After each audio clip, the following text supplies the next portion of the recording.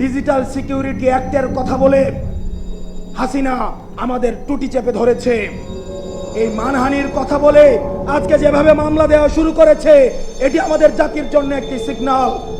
জনাব তারেক জিয়া সাহেব দ্বিমতকে প্রকাশ করার জন্য, দ্বিমতকে উৎসাহিত করার জন্য উনি উনার নিজের ক্রিটিসিজম কার্টুনকে শেয়ার দিচ্ছে, আবার একই সাথে উনার নেতা কর্মীরা গালি দিচ্ছে।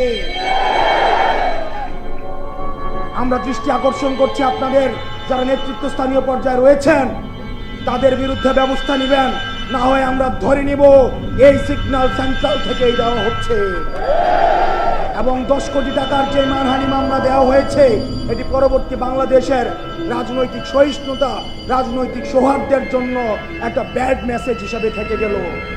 আমরা চাই আপনারা আমাদের প্রতি কাঁটা ছুড়বেন, আপনারা আমাদের মানহানি মামলা দিবেন, আমাদের টুটি চেপে ধরবেন, যারাই ধরুক না কেন আমরা আপনাদেরকে সাদরে বলবো গণতান্ত্রিক এই যাত্রা অব্যাহত রাখার জন্যে প্রয়োজনে আমরা জেলে যাব, জুলুমের শিকার হব, প্রয়োজনে ফাঁসির কাষ্ঠ ঝুলবো, কিন্তু কোনো অন্যায়, কোনো হাসিনার ডিএসি, কোনো সিকিউরিটি অ্যাক্ট, কোনো মানহানি মামলা আমাদেরকে আটকায় রাখতে পারবে না।